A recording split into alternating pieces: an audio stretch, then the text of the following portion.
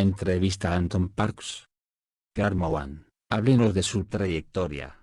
Su primer libro El secreto de las estrellas oscuras, publicado por la editorial Nenki, propone muchos elementos inéditos sobre el tema de la civilización sumeria, pero también sobre los reptilianos Anunnaki y demás pueblos interdimensionales. Describe en detalle un universo muy denso. ¿De dónde provienen estos conocimientos tan precisos?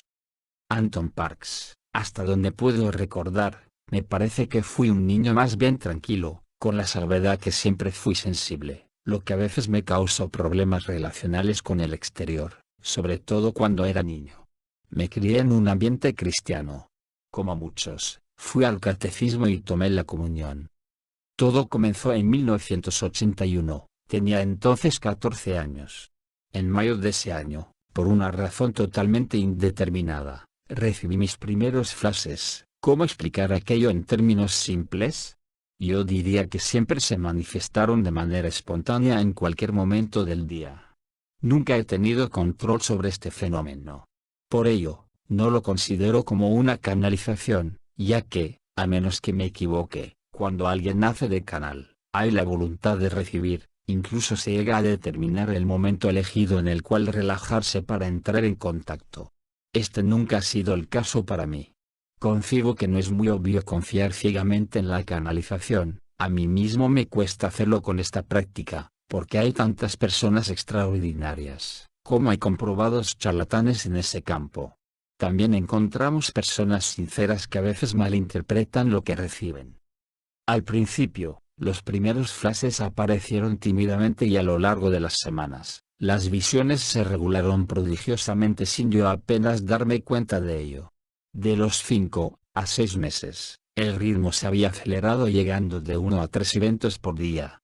Sin embargo, hay un elemento importante que debo aclarar. La luz parecía ser el elemento detonador del proceso. Cada vez que se daba el fenómeno del flash, siempre estaba relacionado con la luz ambiental en donde estaba ubicado. Es decir que cuando aparecía una visión, esta tenía el mismo espectro que la luz del lugar donde me encontraba.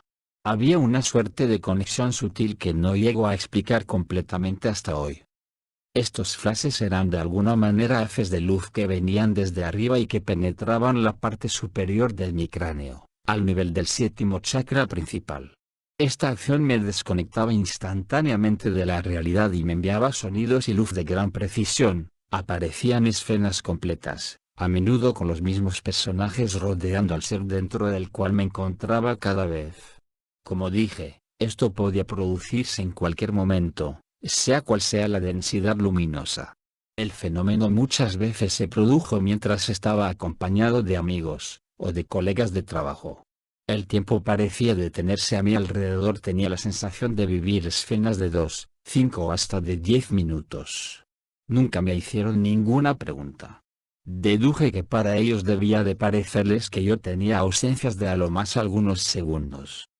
Karl. ¿Cómo reaccionó en ese entonces? Anton Parks, el primer año fue muy difícil. Tenía la sensación de estar volviéndome loco. Las imágenes que recibía se asemejaban a ciencia ficción pura. ¿Era yo mismo quien me mandaba todo eso? ¿De dónde podían provenir tales conocimientos? Yo no leía mucho, y absolutamente nada de ciencia ficción. Los personajes hablaban un idioma que me era del todo desconocido, que entendía en el momento, pero que no tiene relación alguna con el idioma francés. Refiní muy tardíamente, al final de los años 90, después de muchas peripecias, entendí finalmente que se trataba de sumerio, o mejor dicho del idioma del cual el sumerio fue formado. En ese entonces necesité de varios meses antes de atreverme a hablar de ello a mi madre. ¿Sabe? A los 14 años, recibir este tipo de imágenes puede causar graves trastornos de la personalidad.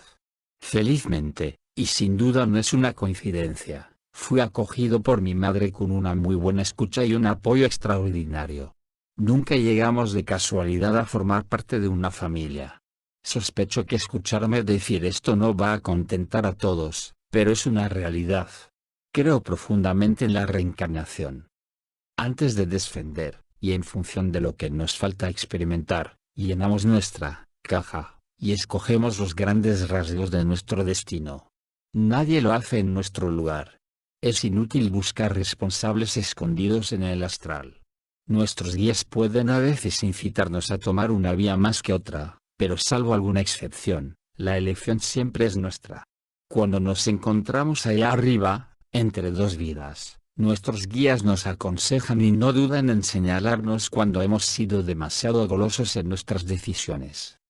El problema es que somos increíblemente testarudos y estamos llenos de dinamismo antes de volver a descender. Nos decimos a menudo, no hay problema, todo pasa.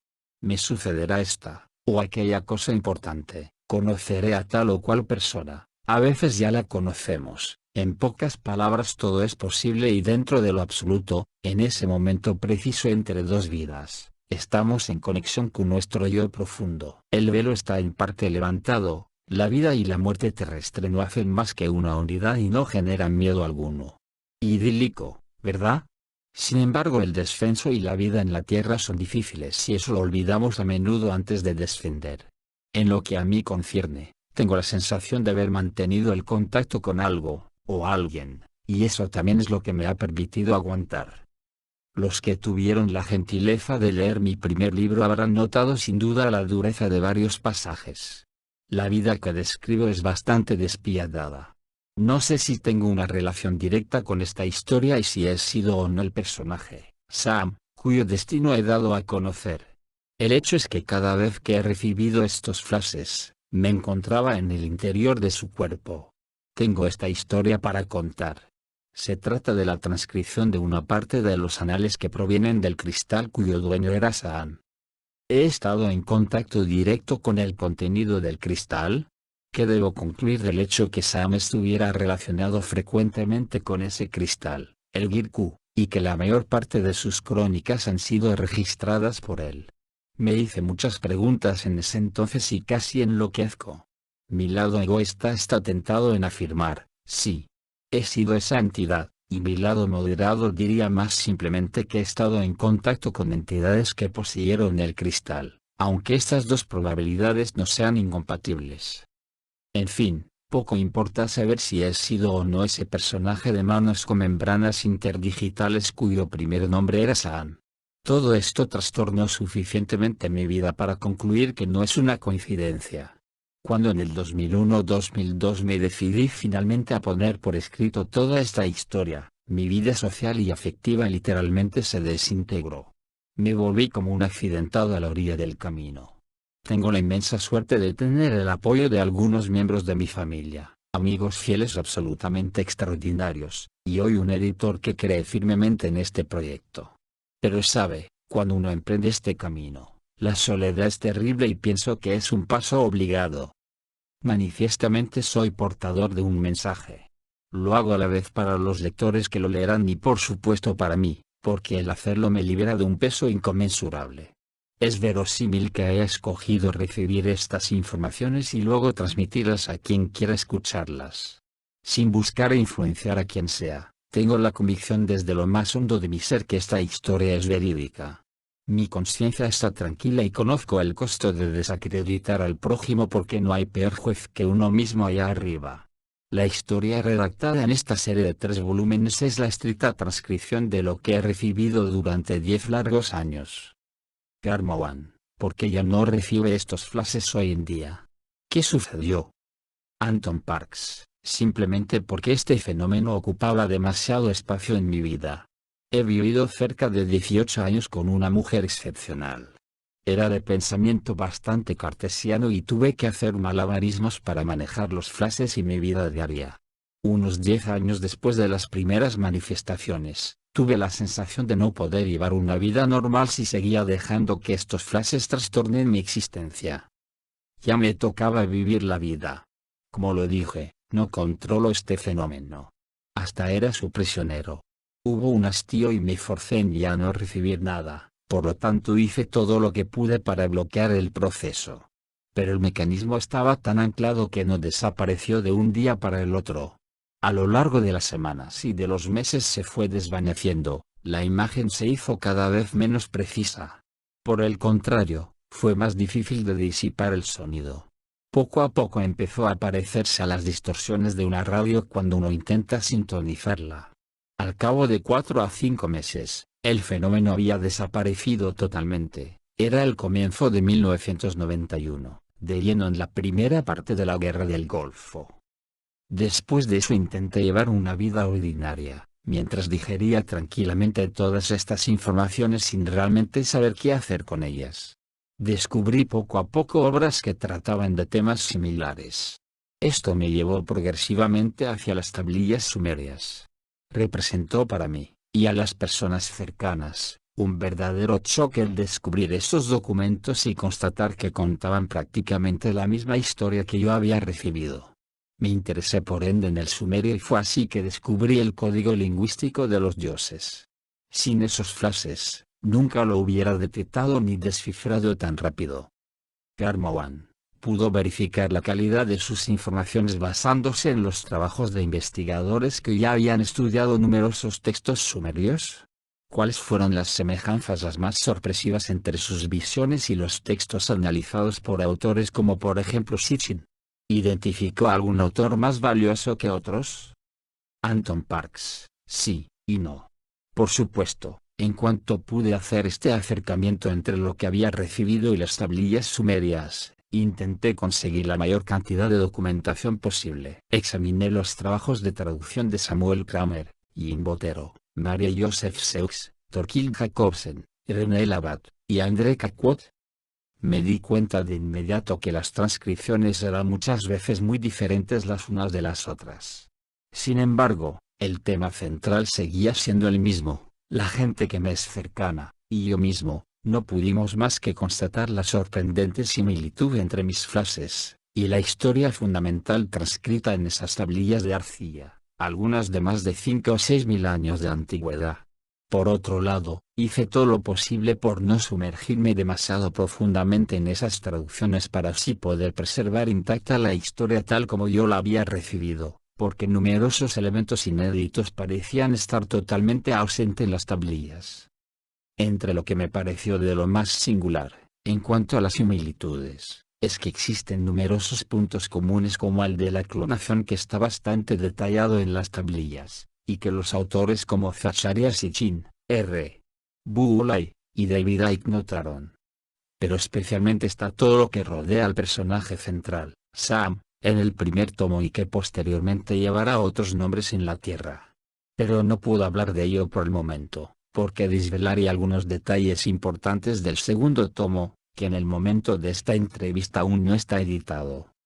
Karmowan, trabaja usted muy detalladamente con el lenguaje, con la descomposición de las palabras sumerias, para analizar en ellas los significados profundos y la relación con algunas palabras de nuestros idiomas modernos. ¿Y se ha basado usted en un trabajo intuitivo y de documentación, o bien algunos elementos de esta lengua han quedado impresos en usted? Anton Parks, como dije anteriormente, cuando recibí estas informaciones, percibí que el lenguaje utilizado no tenía nada que ver con el francés, aun si en el momento lo entendía como si se tratara de mi idioma materno. Este tema de codificación del lenguaje estaba muy presente y se debía a la existencia de castas dentro de los Yinabul, reptiles en sumerio. Creí durante varios años que se trataba de hebreo, pero mis pocas incursiones heroicas en ese idioma, de ninguna manera me indicaron indicios de alguna codificación gracias a su silabario. Nota del redactor: un silabario es el conjunto de signos o símbolos que representan sonidos. Sistema de escritura: véase manual de lectura, que presenta las palabras de un idioma recortados en sílabas. La separación de las palabras en sílabas permite trabajar en su sentido investigando la combinación de varios términos que una vez combinados forman una palabra y un concepto más o menos complejo. Fue mucho más tardíamente, por el final de los 90, que la pista de Sumer se presentó definitivamente a mí. Había agotado todas las pistas.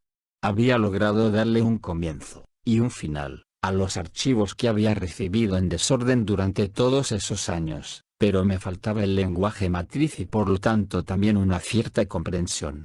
Cuando tuve en mano mi primer silabario sumerio, me puse de inmediato a descomponer algunos términos bíblicos y todo cuadró. Para lograr la descomposición de una palabra, se debe conocer el contexto que condujo a la formación de tal o cual término.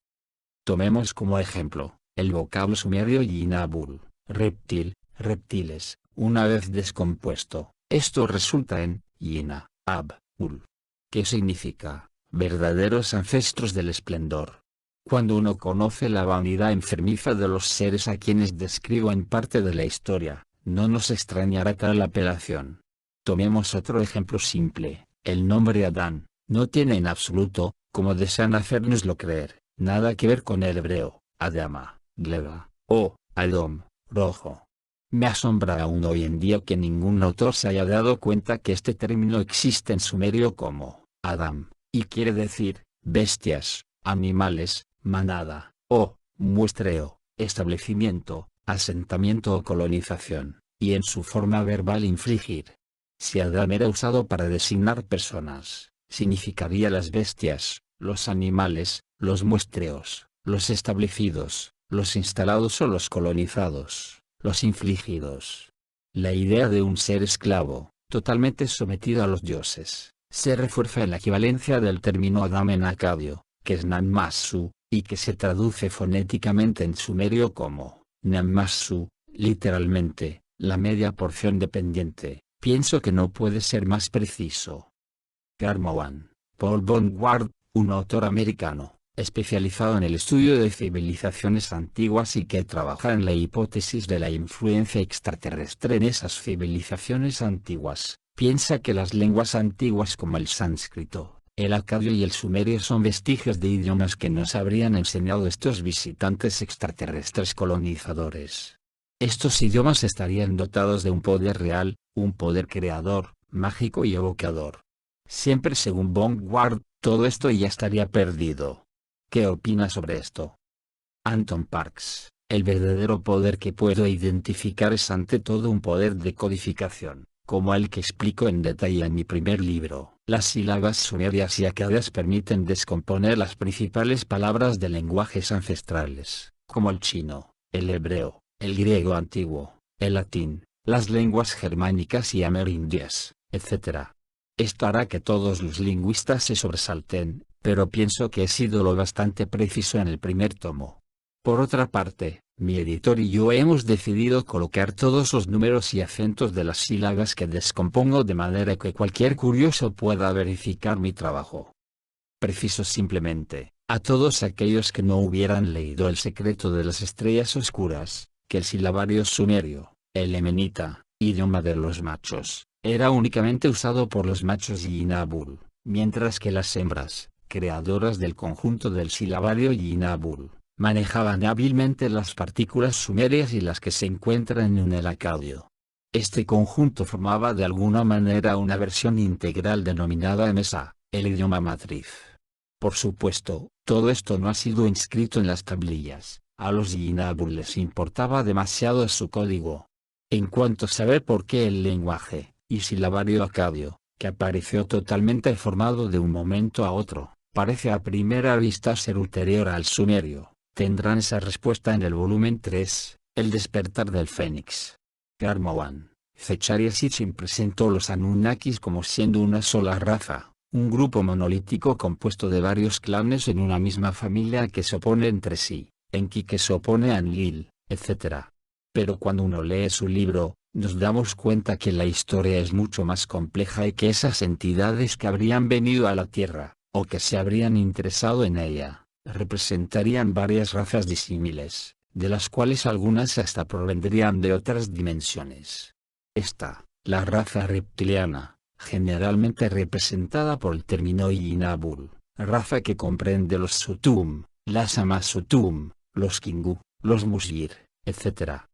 Podría detallar estos clanes, estas razas diferentes y explicarnos brevemente si estas criaturas tienen características físicas diferentes de las nuestras y de dónde provienen.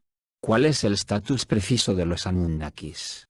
¿Por qué las tablillas sumerias evocan particularmente estas entidades y de dónde proviene ese nombre, los Anunnakis? Anton Parks, respecto a Zecharia Sitchin, es un precursor en la materia. Gracias a él, buen número de personas se han familiarizado con el universo mesopotámico. Su espíritu de deducción, y sus interpretaciones, lo han llevado a menudo a conclusiones muy interesantes.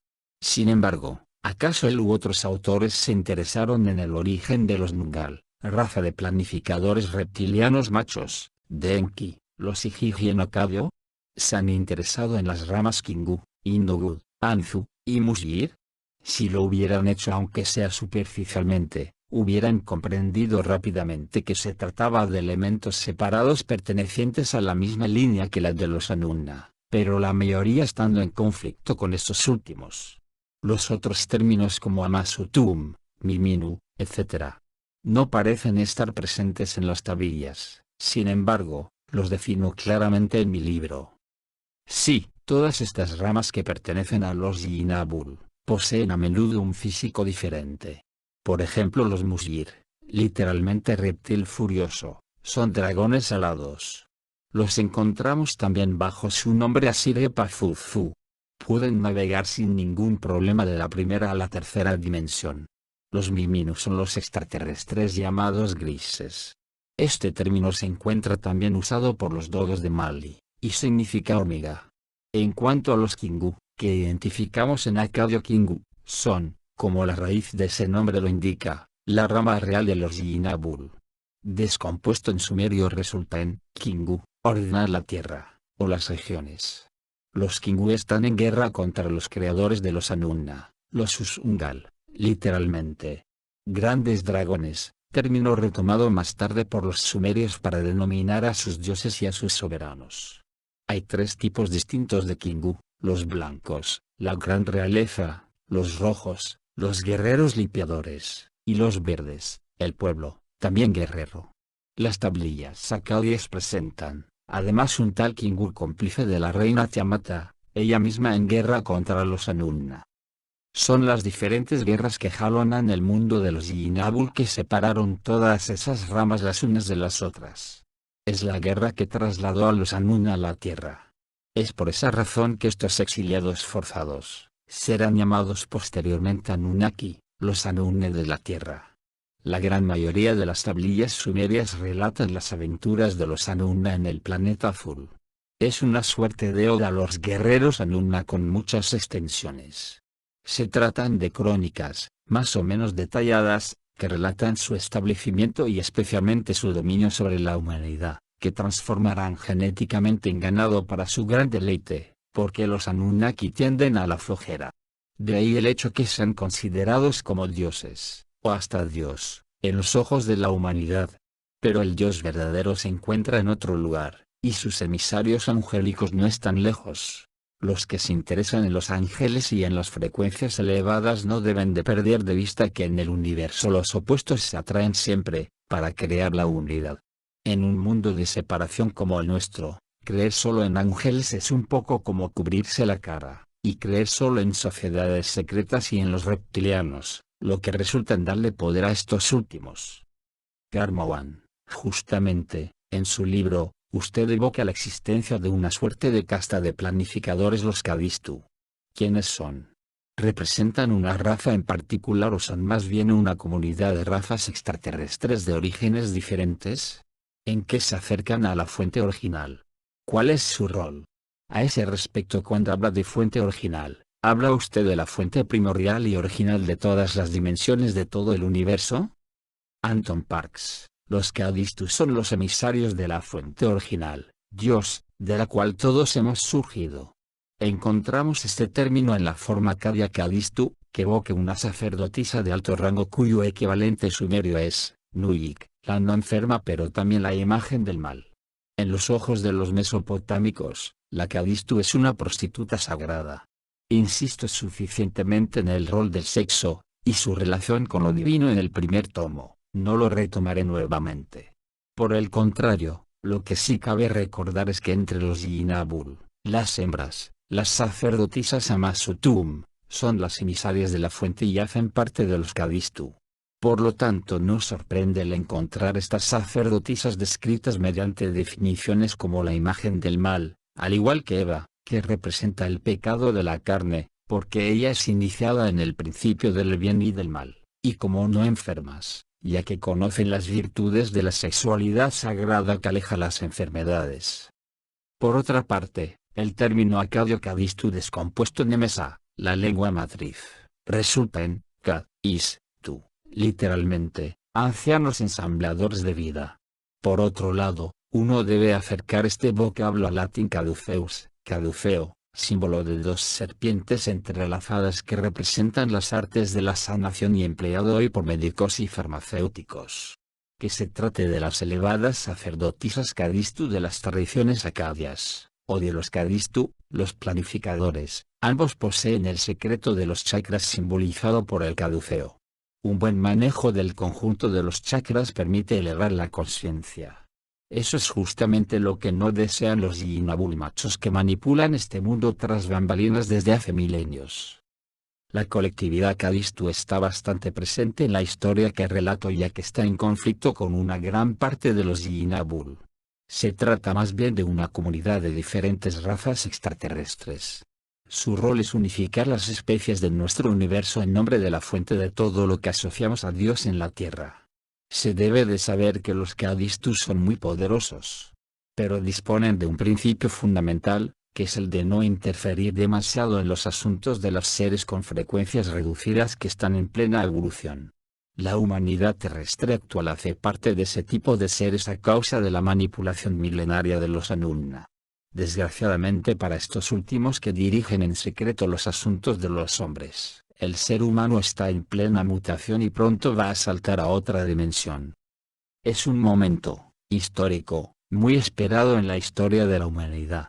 Los Cadistu nos vigilan más que nunca y nos mandan mensajes por el intermedio de personas que contactan directamente, mediante abducciones, o de manera alusiva, por contactos telepáticos, aunque hay veces que uno debe mantenerse vigilante, porque la mayoría de las personas contactadas de esa manera son de buena fe, pero pueden malinterpretar lo recibido. En el caso de abducciones, precisemos que los grises también las ponen en práctica, aunque estén habitualmente al servicio de los Yinabul. Los Cadistu son de alguna manera los Elohim de la Biblia, es decir los ángeles de Dios, de la fuente original. Ellos viven en dimensiones superiores y muy pocos entre ellos pueden moverse en la tercera dimensión, lo que no facilita el contacto directo y lo que explica su manera indirecta de acercarse a nosotros. En sumerio el conjunto de las dimensiones superiores es llamado Angal, es decir gran cielo. Note cómo este término se acerca al vocablo ángel. Karmawan habla de la existencia de varias dimensiones, no nuestras tres, pero aquellas relativas a universos que estarían superpuestos al nuestro, como una suerte de 1000 hojas. ¿Podría explicar cómo funciona esta representación del mundo, de qué niveles provienen estas razas reptilianas y dónde nos ubicamos con respecto a ellas? Anton Parks. Sí, pero para poder responderle voy a introducir aquí una ilustración que se publicará en Adán Génesis. Detalla el Kur, añadiendo además sus dos dimensiones intermedias. Se trata de una esquematización del Kibal, la gran tierra, compuesta del Ki, la tercera dimensión, y del Kur, que engloba las dimensiones más bajas. El Ki corresponde al tipo de dimensión en el que actualmente la humanidad evoluciona en la Tierra. El Kur es invisible para los seres en evolución en el Ki, porque está claramente ubicado fuera de la percepción tridimensional. El Kur representa el núcleo de todo un sistema, sacado directamente de la ideología secreta Yinabul. La confirmación y el sentido escondido de ese término es encontrado descomponiendo el término Kur, en Ur, lo que resulta en el cimiento envolvente, o en Kur, la base del cimiento. Para asimilar el Kur, empecemos por arriba. Encontramos una dimensión intermedia que es el Kuriya, el Kur de la fuente firme. La traducción estricta de este término desvela que se trata de una dimensión transitoria, donde las almas permanecen un tiempo antes de reintegrarse a la fuente, o el Angal, que se encuentra por encima del Ki y del Kur. Luego se encuentra el Kurgal, la segunda dimensión, es decir el Gran Kur, mundo paralelo donde algunos Yinabul establecerán sus moradas sobre el planeta Tierra. Justo por debajo, se intercala otra dimensión intermedia que es el Kurnui, el Kur del no retorno. La descomposición de esta palabra nos revela, sin la menor duda, que se trata de una etapa frecuencial donde las almas se han extraviado.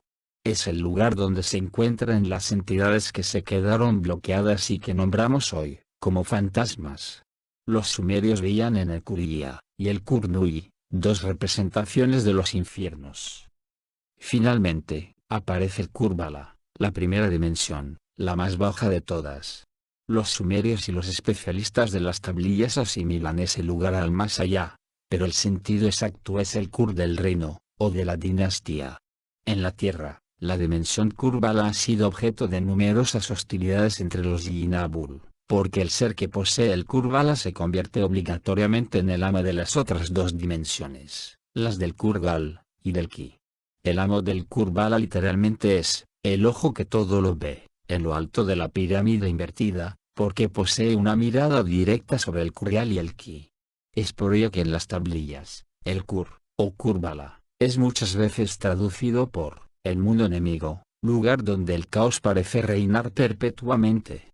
Las tres primeras dimensiones forman una suerte de pirámide invertida donde la dimensión Ki simboliza la base, y la dimensión Kurbala forma la parte superior de la pirámide invertida. De este lugar, toda persona posee una mirada aumentada, como una lupa, en las dimensiones superiores hasta el Ki. En lo que concierne a las dimensiones superiores, el Angal, esto funciona de modo parecido, pero de una manera invertida, desde arriba. Más se sube, más se posee una mirada detallada, global, en el conjunto de todas las dimensiones.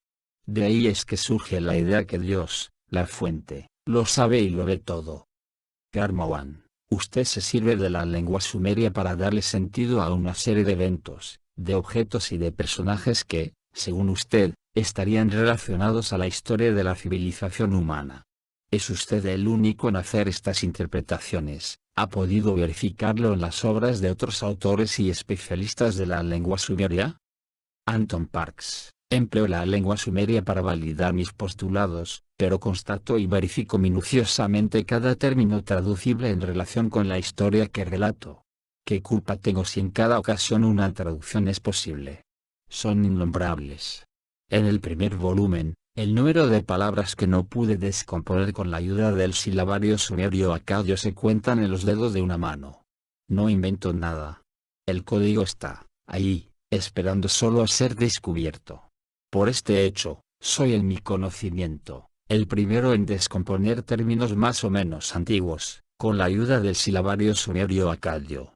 Por lo tanto no pude ni comparar ni verificar mis descomposiciones partiendo del trabajo de otros autores. Karmawan, en su libro, usted habla del árbol de la vida y en la misma ocasión, hace referencia al árbol del jardín del Edén, y a la así llamada serpiente tentadora. ¿Cuál es el sentido real de esa extraña historia que es ilustrada de manera tan enigmática en el Génesis?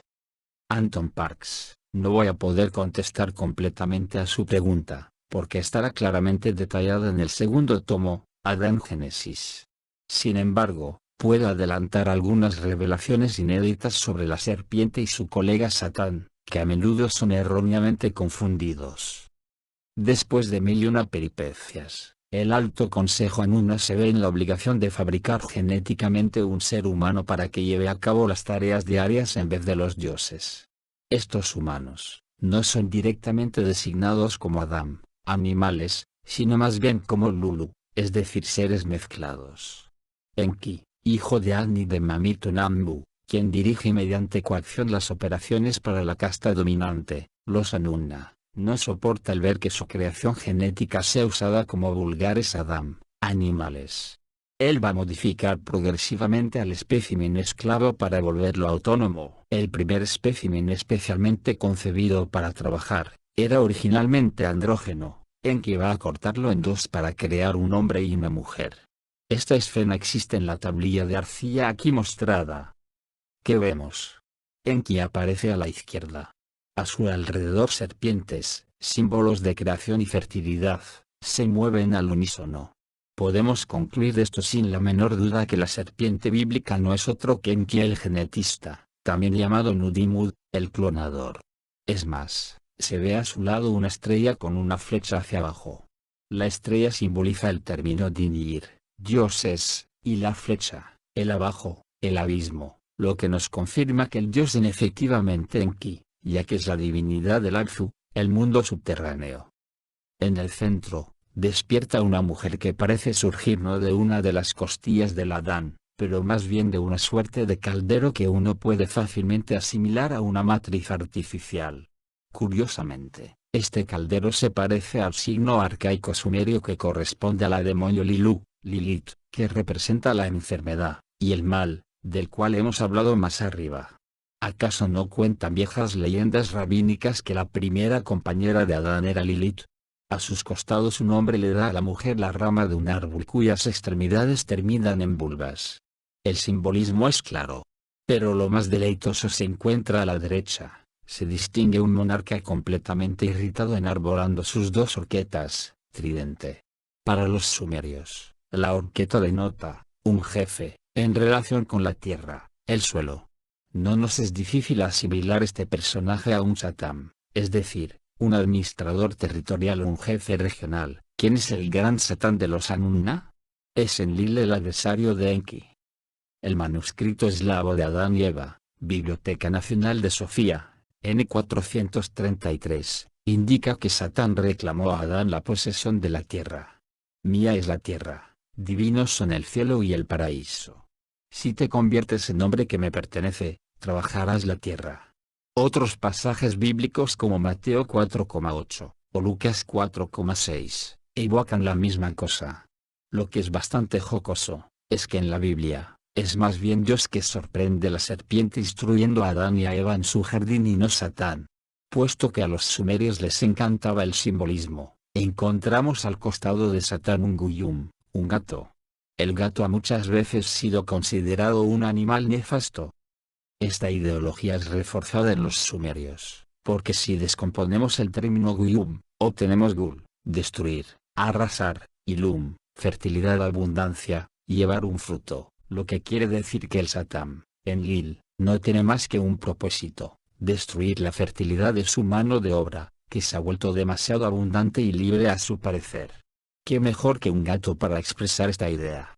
Además este episodio es confirmado al final de las tablillas babilónicas de Atrasis, donde vemos a Enlil ordenarle a Enki reducirle los días a la humanidad y devolver estériles a algunas mujeres. Notarán igualmente que los pies y las manos de Enki están atados. Lo que evoca el hecho que Enki no es tan libre como le gustaría serlo porque está bajo el mando de Enlil.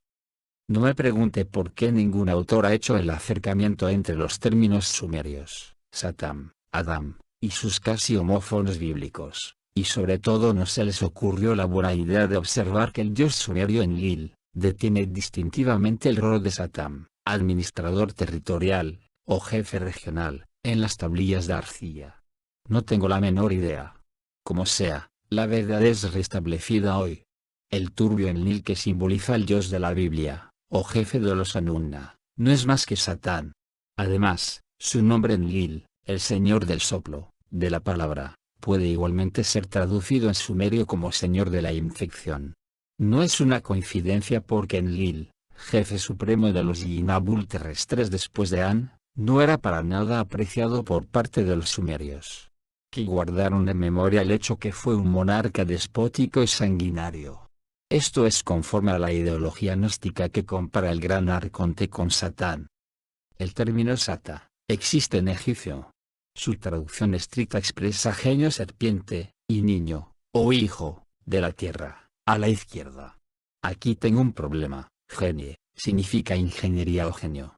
No logro determinar cuál es en este caso, escoge la imagen que quieras y corrige acordemente la frase de arriba. Cuando ensamblamos algunas partículas egipcias que podrían componer el término Satán, obtenemos a la vez, llevar la tierra, y, llevar el mal. Es interesante, porque encontramos aquí la forma verbal en segunda posición como es el caso con los Yinabul y los sumerios. Es más, la imagen que sobresale aquí es conforme a las ideologías mesopotámicas y cristianas que presentan respectivamente a Satán, y a Satán, de maneras similares.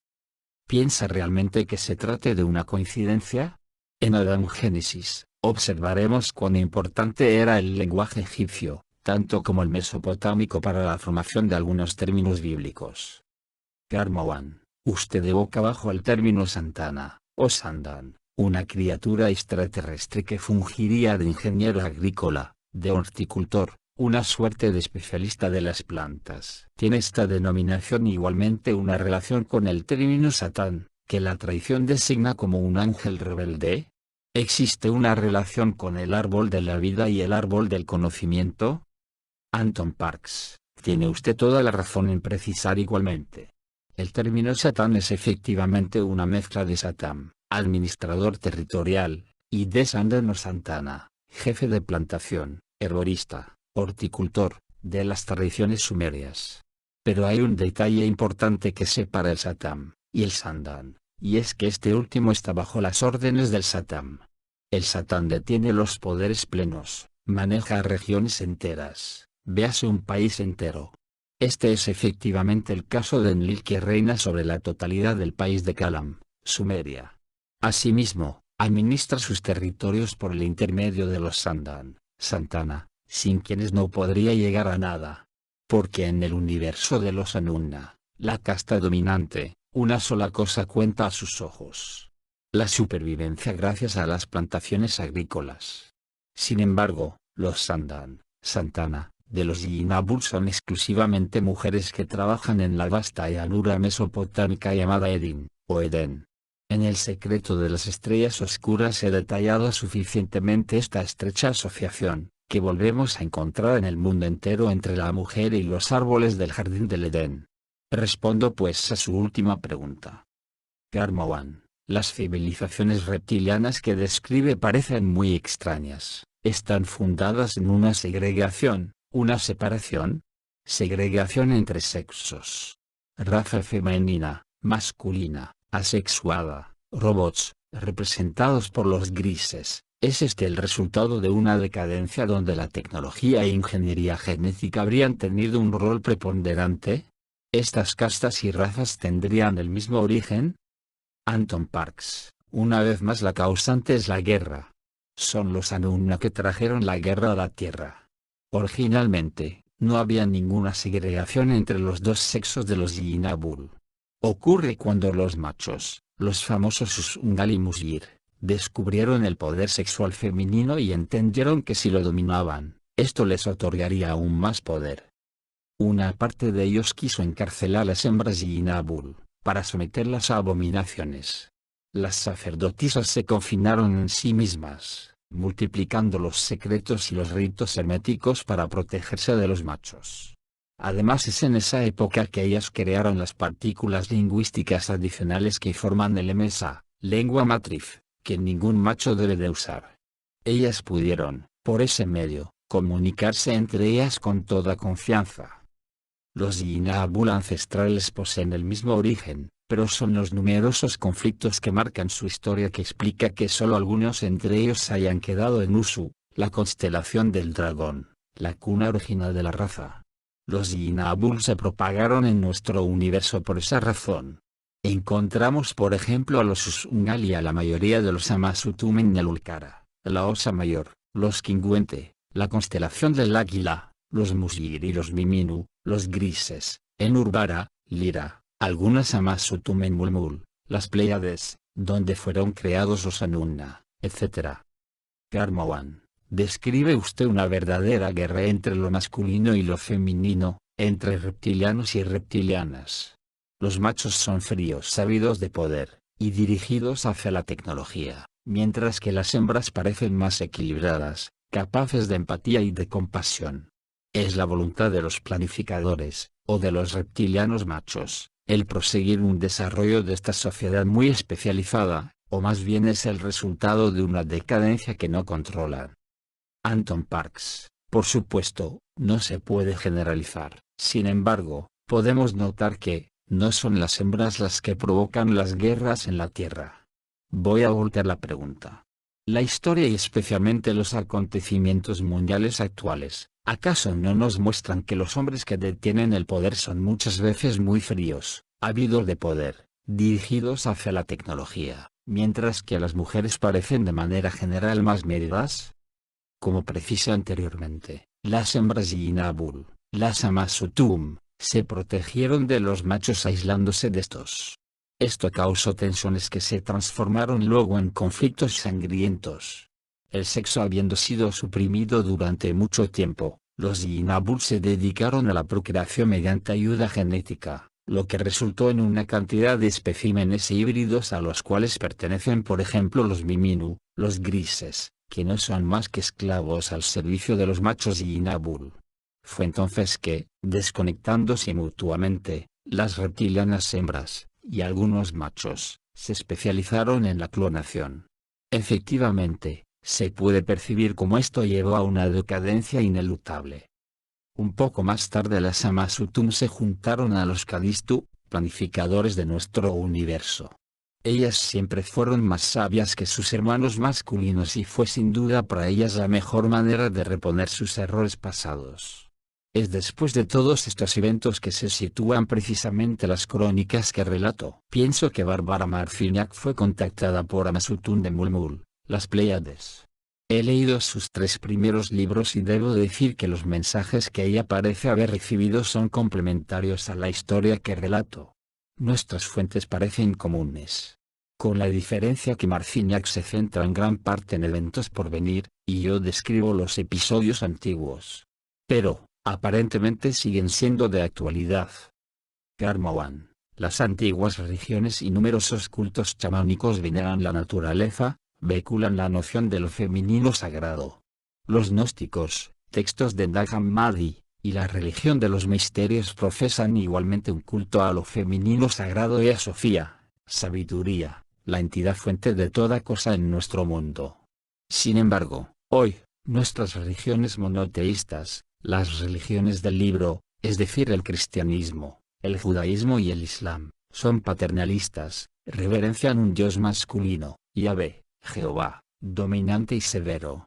Son adicionalmente cultos mesiánicos y redentores. En lo que concierne al cristianismo, parecería que el amor al prójimo y el culto de la Virgen, sean añadidos tardíos, provenientes en definitiva, de tradiciones paganas más antiguas. Los textos y autores gnósticos denuncian esas religiones patriarcales, conquistadoras y guerreras de ser como un tipo de virus inoculado por extraterrestres, los arcontes. Es razonable pensar que en realidad los gnósticos se referían a reptilianos machos cuando describen a los arcontes. Anton Parks: sí, estoy completamente de acuerdo. Desgraciadamente, no voy a decirle nada nuevo, al recordarle que se hizo todo lo posible para esconder la verdad sobre el origen y la apariencia de los dioses, que transformaron el código genético de la humanidad, en vistas de alienar a sus esclavos que consideraban a Adán, animales. No puedo resistirme en ofrecerle 2 traducciones distintas de un mismo pasaje, extraído de los manuscritos del Mar Muerto. El extracto en cuestión proviene del rollo 4Q544, donde descubrimos 2 personajes muy singulares que se aparecen a Amram, padre de Moisés. He dejado voluntariamente los que corresponden a los pasajes dañados y reconstituidos. La falsificación es elocuente, lo dejo juzgar por sí mismo. Traducción extracto del libro de Eisenman Robert y Michael Weiss, Dead Sea Scrolls Uncovered, Element Books, Shaftesbury, Dorset, 1992. Vía vigías en mi visión, una visión en sueños. 2 hombres se peleaban por mi respecto diciendo, y llevando un gran combate en cuanto a mí. Les pregunté, ¿quiénes son, que tienen el poder sobre mí? Ellos me contestaron, nosotros, hemos recibido poder y gobernamos toda la humanidad. Ellos me dijeron, ¿cuál de nosotros eliges tú para gobernarte? Levanté la vista y miré. Uno de ellos era de aspecto aterrador, como una serpiente, su abrigo multicolor pero muy oscuro, y miré nuevamente y, en su aspecto, su rostro como la de una víbora, y vi el otro que era de aspecto placentero. Traducción extracto del libro de Edward Koch, sacado del libro de Michael Weiss, Martina Beck, y Edward Koch, Les Manuscrits de la Mer Morte, Edition Splon, 2001. En mi visión, la visión del sueño, y había 2 figuras que discutían con respecto a mí, diciendo, y se confrontaban violentamente en cuanto a mí. Entonces les pregunté, ¿cómo es que ustedes tienen autoridad sobre mí? Ellos respondieron, Nosotros somos los amos de toda la humanidad y tenemos el poder sobre ella. Y me dijeron, ¿cuál de nosotros? Levanté la vista y vi uno de ellos cuyo aspecto era terriblemente aterrador, su traje era multicolor y muy oscuro, y vi el otro que era de aspecto agradable. Como han podido notar, la traducción del 2001 completamente eliminó dos pasajes de la versión de 1992. Solo la S del término serpiente necesitó reconstrucción, y la palabra víbora es totalmente visible. Si no se trata aquí de una modificación premeditada, ¿de qué se trata? Karma One. Siempre según Paul von Ward, el sistema de poder al cual estamos sometidos hoy es consecuencia del sistema impuesto por los Anunnakis y los Sumerios, un sistema patriarcal, jerárquico y centralizado con monarquías hereditarias de derecho divino. ¿Qué opina usted de esto? Anton Parks, desgraciadamente solo puedo confirmarlo. Está además, hasta inscrito en las tablillas sumerias. La realeza le aportó divinidad al humano mediante una entronización pomposa. Había sin embargo dos tipos de entronizaciones. La de la sangre, que conocemos todos y que se transmite de padre a hijo, por herencia. Pero hay una segunda, más hermética, expresada en papiros egipcios y tablillas mesopotámicas. Las vacas celestes, las diosas de la antigüedad, escogían un amante a quien transmitían su divinidad y poderes divinos teniendo relaciones sexuales con ellos.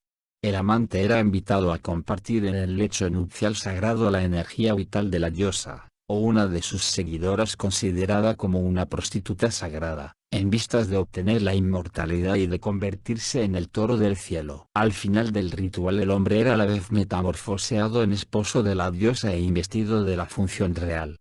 Estos ritos se practicaban tanto en Sumer, en Egipto, como en la Grecia clásica. Notemos que Rómulo y Remo, los futuros fundadores de Roma, fueron acogidos por una loba que los amamantó, y los salvó de una muerte segura. El simbolismo de esta historia es evidente. El término latín luma, loba, también significa prostituta. En la antigüedad, las sacerdotisas eran asimiladas a las prostitutas porque transmitían el vigor sagrado y la realeza de la diosa madre a los futuros reyes y príncipes. La loba es de hecho una sacerdotisa humana, que sigue el culto de la diosa madre, y que transmite aquí su poder, no mediante el sexo, sino por el seno. Rómulo y Remo no fueron amamantados por una loba sino por una mujer al servicio de la religión de la gran diosa. Encontramos entonces dos tipos de entronizaciones que reflejan ideologías diferentes. La primera es puramente patriarcal, porque es el padre, el rey, que es considerado como poseedor del poder hereditario, mientras que para la segunda, que es matriarcal, es la reina quien transmite sus facultades. Hemos visto que existe en los Yinabul una guerra entre el masculino y el femenino. Esta oposición está claramente manifestada aquí y no deja de evocar la iniciación clandestina de Adán y Eva.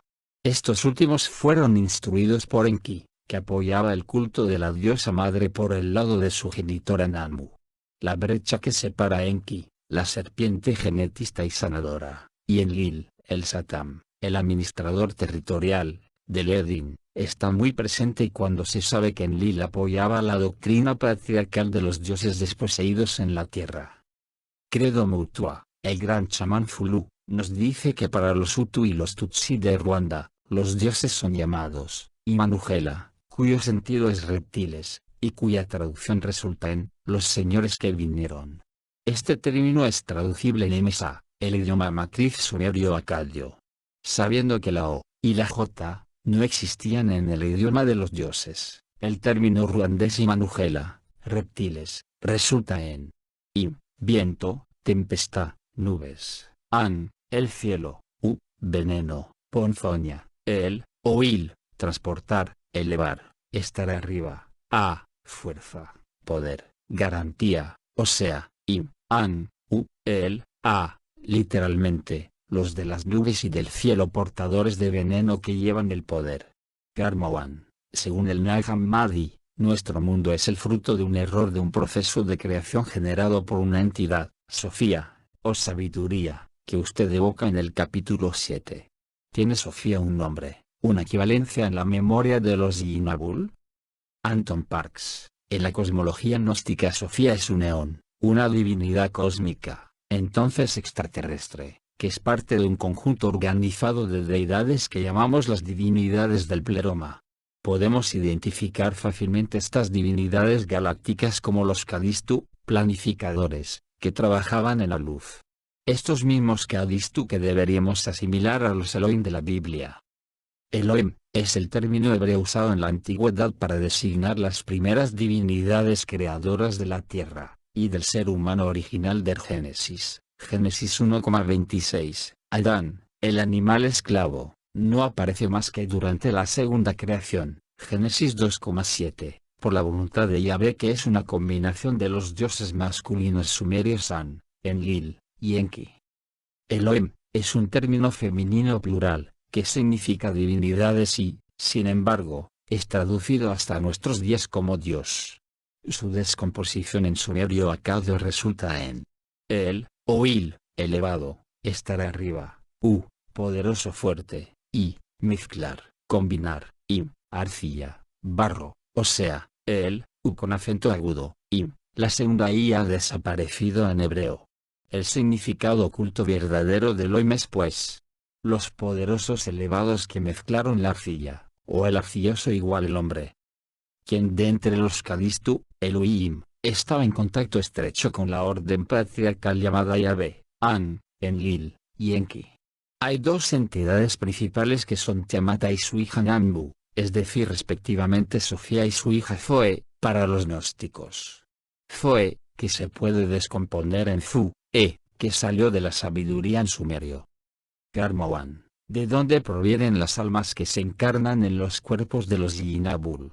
Según sus descripciones, la tecnología de esos reptilianos permite no solo controlar las formas y la apariencia física de estos seres cuando son concebidos, pero, igualmente pueden controlar el alma que va a encarnarse en ellos. ¿Programarla?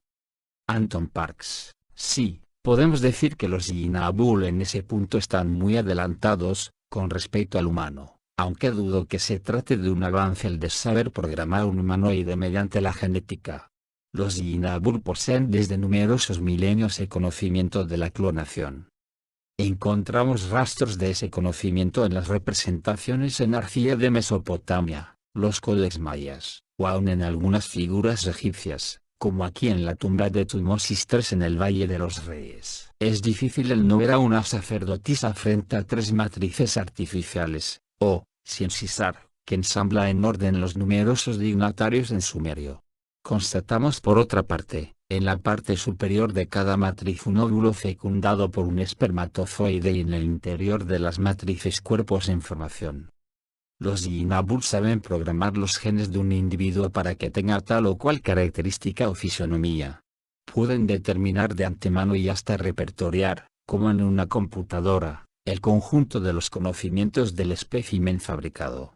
Para ello usan diferentes tipos de cristales, especialmente diferentes tipos de cuarzos. Pero no puedo decir más en cuanto a eso, porque estoy en contra de esos procedimientos, que me parecen hoy totalmente inmorales.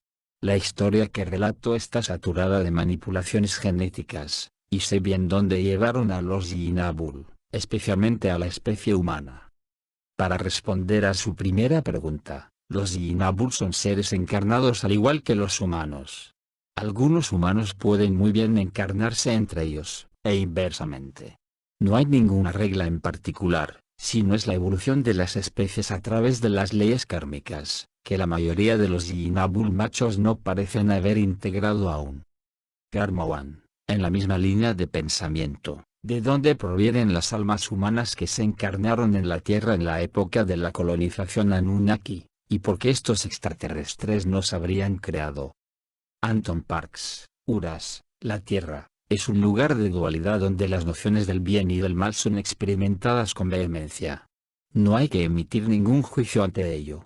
Antes que los Yinabul y los Anunna controlen completamente la Tierra, Uras será un zoológico, donde los Calistu, planificadores, habían colocado el conjunto de sus conocimientos, lo que explica que encontremos en ella tal diversidad.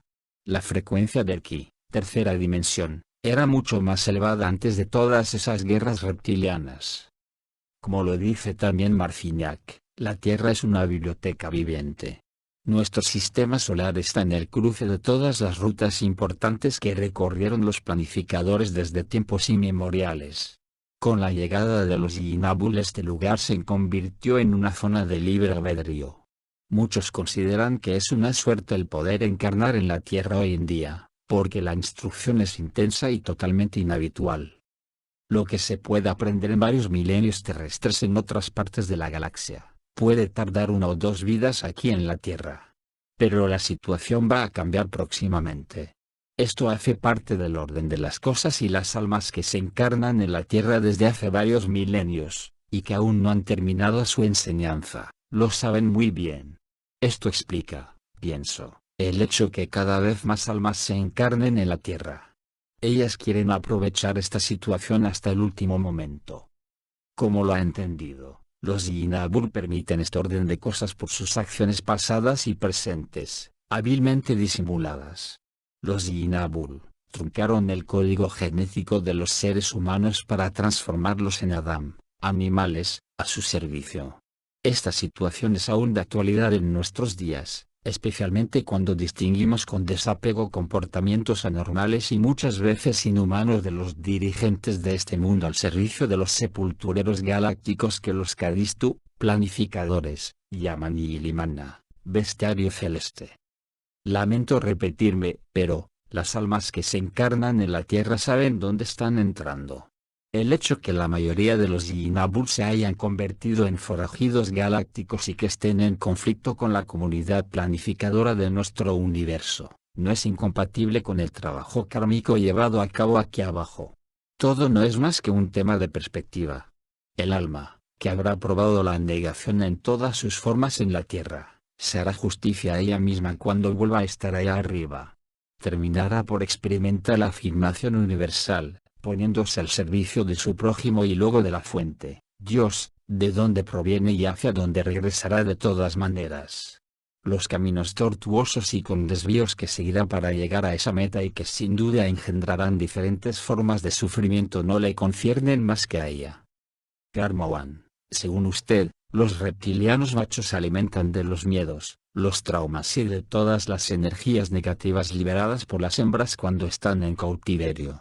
Las religiones y los cultos sacrificiales tendrían por meta entregar la energía, liberada por el trauma y el miedo a las entidades veneradas durante el sacrificio. Estas prácticas provienen del hecho que las entidades reptilianas están ávidas de energía. Algunos autores evocan prácticas similares entre los hombres. Anton Parks, sin duda quiere hablar de un autor como David Icke. Tengo mucho respeto por ese hombre, aunque manifiestamente se encuentra en el miedo y que todos los reptilianos representan para él seres maliciosos.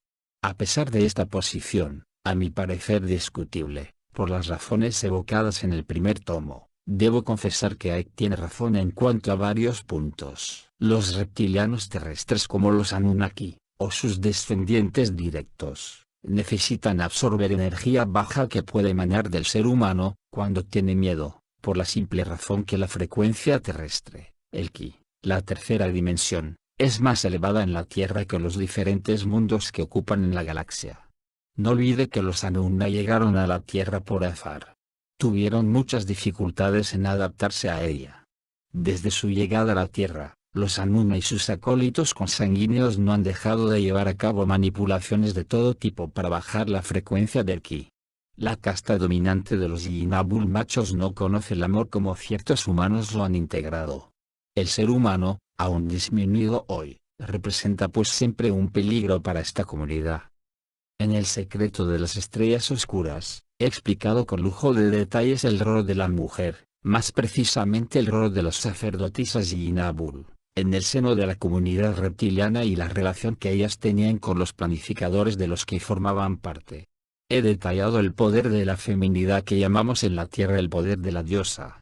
Diferentes Yinabul machos, como los Mushir, y algunos Usungal, han efectivamente apresado hembras para sustraerles su poder por la fuerza y la tortura. Esto resultó en una decisión radical dentro de los Yinabul, que no se resanó más que cuando las hembras Yinabul se integraron a los Kadistu, planificadores. Sin embargo, Cuando algunas de estas sacerdotisas quedaron varadas con los Anunna en la tierra, no pactaron sistemáticamente con estos últimos. ¿Acaso no es este el episodio que uno encuentra en el jardín del Génesis, donde Enki, la serpiente, al servicio del orden patriarcal, y Nabul se pone a iniciar clandestinamente a los Adam, las manadas colonizadas? Ver anteriormente las definiciones de Adán, con la ayuda de extrañas hembras llamadas Lilith. Lilith es de hecho una aliada de la fuente, el verdadero Dios, y es por esa razón que fue demonizada por las organizaciones religiosas, que encarnaron las diferentes religiones del planeta. Observemos que la ideología gnóstica apoya este estado de las cosas, ya que según ella, los principios del bien y del mal están invertidos en la Tierra. El episodio de la iniciación, disimulada, del hombre no es propia del Génesis bíblico y se encuentra en muchas representaciones alrededor del mundo, como aquí en el Codex Borgia, lámina 57. Una sacerdotisa, estrella oscura, inicia a un hombre al conocimiento del árbol sagrado. La noción de estrella oscura es expresada 2 veces en esta figura, una primera vez arriba donde se ve claramente un astro y su lado oscuro, y una segunda vez en cada mano de la sacerdotisa, donde aparecen una estrella y un jaguar, símbolo de la noche.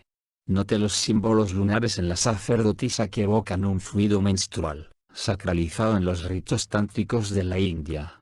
Entre los 2 personajes se encuentran 2 serpientes que esquematizan Ida y Pingala, las 2 corrientes sutiles de la Kundalini, que permiten hacer subir la energía a lo largo de la columna vertebral. Como lo muestra el dibujo, la ascensión de estas corrientes sutiles ofrece la posibilidad de alcanzar el mundo de las estrellas, y el movimiento opuesto, descendiente, aporta una pequeña muerte, ilustrada por el cráneo ubicado en el pote o copa que simboliza el primer chakra, llamado Muladhara, en sánscrito, el lugar de la raíz. Este término descompuesto en sumerio, mul, ad, para, se traduce como, el destello que se propaga en la copa. Karmowan, Nigel Kerner, un autor británico que ha escrito un libro sobre los grises, los describe como robots, una suerte de drones exploradores encargados inicialmente de restaurar el patrimonio genético deficiente de sus creadores. Estos robots orgánicos, ellos mismos en decadencia genética, se habrían vuelto autónomos de alguna manera, perdiendo con los siglos el contacto con las entidades que los crearon. ¿Qué piensa usted de esta descripción? ¿También evoca usted los grises con el nombre Miminu? Anton Parks, sí, es el término que recibí en ese momento. Imaginé mi sorpresa de encontrarlo más tarde con los dogos de Mali, donde esa palabra significa hormiga. Descompuesto en sumerio, resulta en Miminu, responsables de las cargas hostiles, o negativas. Esta traducción es aún más interesante al saber que Krido Mutua llama a los grises Mantindan, los verdugos, en Zulu. Y al descomponer este vocablo en sumerio acadio, man, pareja, asociado, igual, tin, vivir, residir, dan, calamidad, que resulta en Mantindan, o sea, asociados, donde reside la calamidad, o parejas, que vive de la calamidad. Por lo que sé, los grises provienen originalmente del Ira, lugar donde se encuentran varias colonias y Nabul. Trabajan en grupo y operan como hormigas. Se trata de una rama de obreros al servicio de sus creadores reptilianos. Los diferentes linajes de Yinabul fabricaron los Miminu en el pasado. Existen varias especies de ellos según las regiones. Los que están asociados al sistema solar y que fueron creados por los Kingu, Yinabul reales, son más grandes y poseen cabello. Existen abundantes pruebas de la presencia de los grises en el sistema solar, aun si solo tomamos los diferentes casos de abducciones repertoriados cada año alrededor del mundo. Sinceramente, no sé qué es de los Miminu hoy. Su destino parece haber cambiado un poco porque parecen poseer una suerte de autonomía que no tenían aún hace unos cuantos milenios. La historia que relato, es decir, lo que he recibido, se detiene hace más de 2000 años atrás. Mis conocimientos se terminan en esa época. Karmowan, según ciertos autores, como el chamán Krido Mutua, Agenda Reptiliana, Robert Bulley, Serpientes y Dragones Voladores, Zecharia Sitchin, Mark Amaru Pinkham, William Branley, etc., habríamos sido fabricados en parte por esos Anunnaki. Por el contrario, John Lass, al igual que la tradición gnóstica, afirma que los reptilianos quieren hacernos creer que son nuestros creadores y que nosotros somos sus criaturas. ¿Qué hay de eso? Anton Parks, una de las manipulaciones más sobresalientes de los Yinabul es haber alienado el ser humano con el fin de convertirlo en un animal a su servicio. Para ello, los Yinabul partieron del humanoide original que combinaron con sus propios genes y los de simios. El ser original fue ensamblado por los Callisto, planificadores. Su rol era el de mantener el animalario del jardín planetario. Como lo precisa justamente el Génesis 1,26, fue el último espécimen que fue integrado a la reserva viviente de los planificadores. La meta de esta reserva era reunir los conocimientos genéticos de los emisarios de la fuente. El ser humano original era muy respetado, porque agrupaba en él solo el patrimonio genético de numerosas especies planificadoras. La combinación particular que los Yinabul debieron imaginar para obtener sus Adam, representa una composición totalmente imposible de llevar a cabo para los científicos humanos de nuestros días. Se trata del mismo tipo de manipulación que habían llevado a cabo los Callisto, planificadores, para ensamblar el ser humano original. Es Enki, el hijo de Anidenammu, el que se encargó de esta triste tarea mediante coacción. Esta será desarrollada en el segundo tomo. Yo llamo a esta combinación genética sangre mezclada en el primer tomo. No daré nunca informaciones complementarias sobre este tema por las razones invocadas anteriormente. La humanidad posee un destino prodigioso. La meta de la humanidad no es reproducir los errores de los escamoteadores reptilianos que se hicieron pasar por sus creadores. Por otra parte, el triste aspecto del Adam, animal, es atestiguado por varias tradiciones, especialmente en los textos apócrifos, que son documentos de la misma época que los escritos bíblicos, pero que no son aceptados por la Iglesia. ¿Por qué? Porque estos textos sacuden fuertemente a la versión oficial. Apócrifo, el libro de Adán, extractos de los capítulos 13 y 15, editorial Robert Laffont, 1980. ¿Quién me sumergió en esta tristeza infinita de los malos ángeles cuyo olor es fétido, cuya forma es abominable? ¿Quién me arrojó en medio de estos genios del mal? ¿Acaso debo de desarrollarme y crecer en un ambiente que detesto, entre seres cuyas obras aborrezco? ¿Acaso debo tomar sus formas, habitar en sus moradas? ¿Por qué ha sido cambiada mi forma primitiva?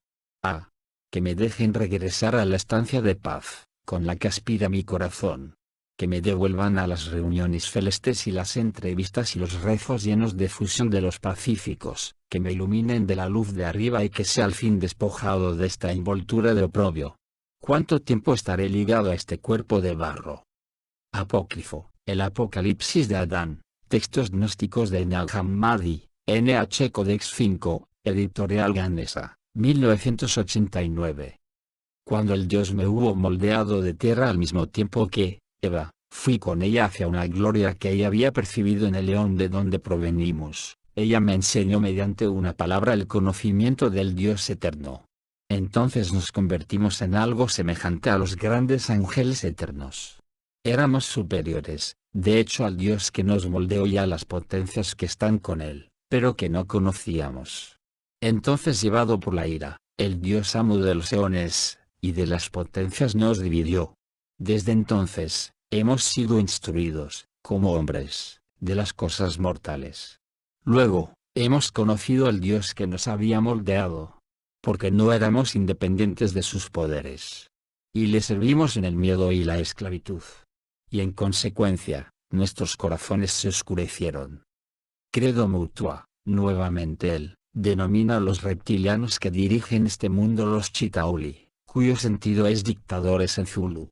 Nuevamente, este término es traducible en sumerio. Sita, grupo, ul, esplendor, antiguo, y, dominar, controlar, ya sea Sitauli, el grupo del esplendor que domina, o el grupo de antiguos, que domina. Esta traducción recuerda el sentido del término sumerio para reptiles, Yinabul, verdaderos, ancestros, del esplendor. Karmawan. Siempre según estos autores, los reptilianos estarían aún en la Tierra. Algunas ramas o razas vivirían en un mundo subterráneo. Otros controlarían a algunos de nuestros dirigentes, habiendo de alguna manera tomado el control y creado linajes hereditarios de la nobleza reinante.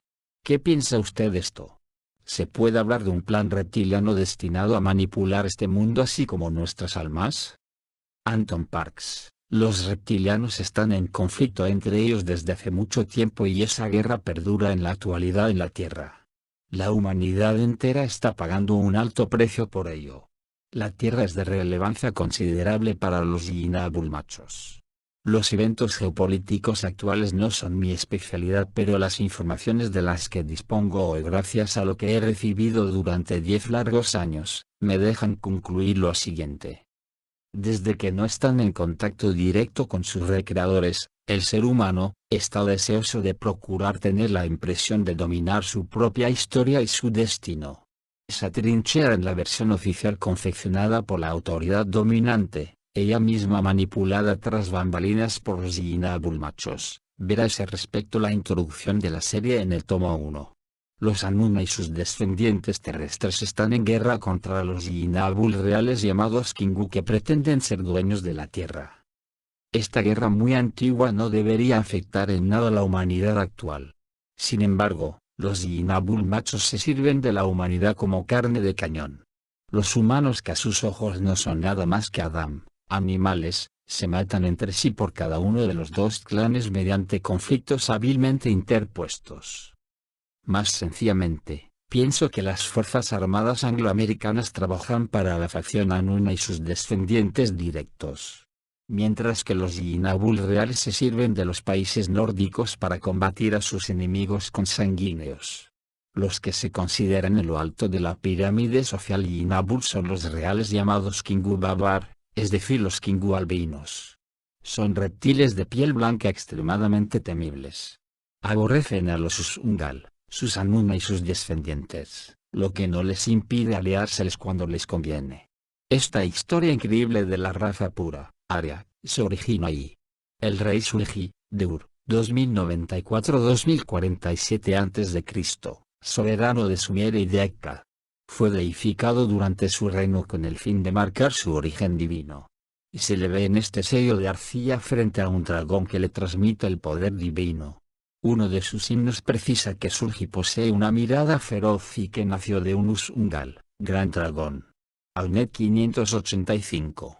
Existen varias fuentes diferentes que atestiguan que los Estados Unidos estarían aún en guerra contra Alemania hoy. Notemos simplemente el hecho que jamás se firmó un tratado de paz entre los aliados y Alemania al final de la Segunda Guerra Mundial. ¿Es realmente un olvido? Los Anunna y los Kingu reales usan los seres humanos como peones y la Tierra como una gran tabla de ajedrez. Ellos saldan sus cuentas de esta sórdida manera desde hace milenios. Los unos como los otros piensan de tener mayor poder y por ende mayor derecho sobre Uras, la Tierra. Los Usungal Anuna y sus descendientes se esconden en cuevas y otras cavidades terrestres. Los más puros, o inalterados, entre ellos no soportan, o ya no, la tercera dimensión, el Ki, que no deja de remontar su frecuencia con el paso del tiempo. Algunos entre ellos frecuentan más bien la segunda dimensión que, por su densidad particular en la Tierra, podría muy bien corresponder a la tercera dimensión en otro planeta. Por lo que sé, los albinos reales no tienen este problema de frecuencia. Los que viven en la Tierra se ubican más bien en los polos o en las cercanías del Azu, el mundo subterráneo. No tengo conocimiento que estén residiendo en el mismo Azu. Los reales poseen también zonas debajo de algunas montañas y bases en el conjunto del sistema solar, incluido la Luna. El agrupamiento Yinabul del cual hizo parte el ser de quien relato las crónicas en esta serie se encontraba entre dos colectivos consanguíneos opuestos.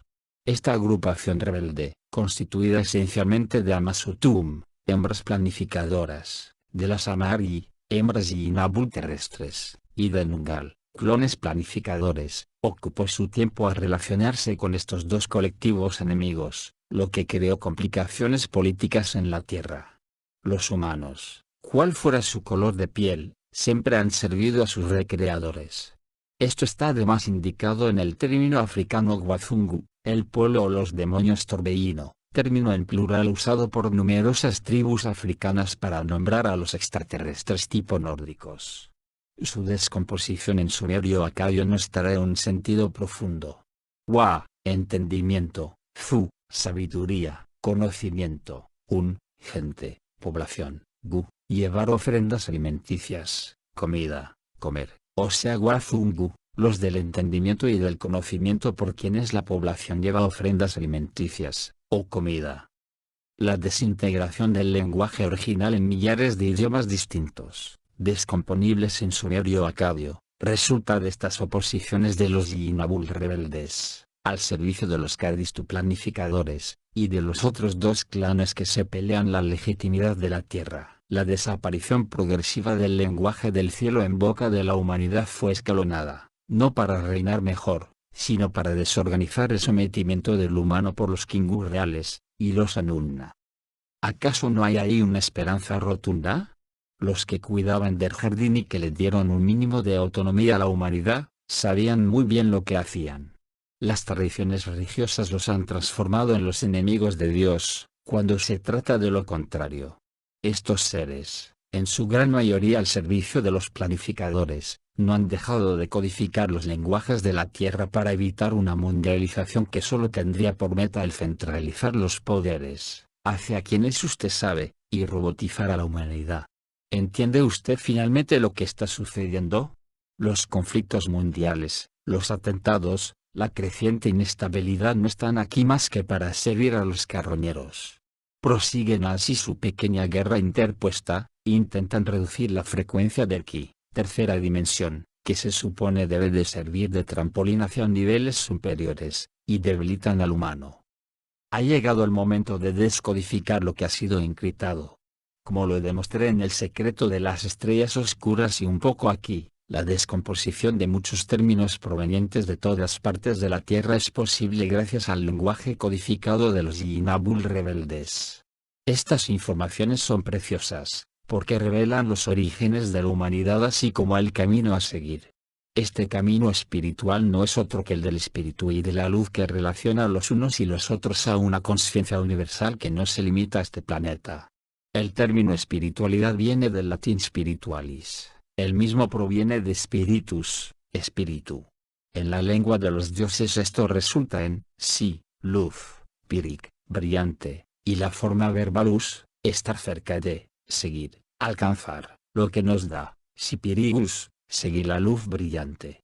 Esa luz a la que llegaremos todos algún día, tanto humanos como Yinabul.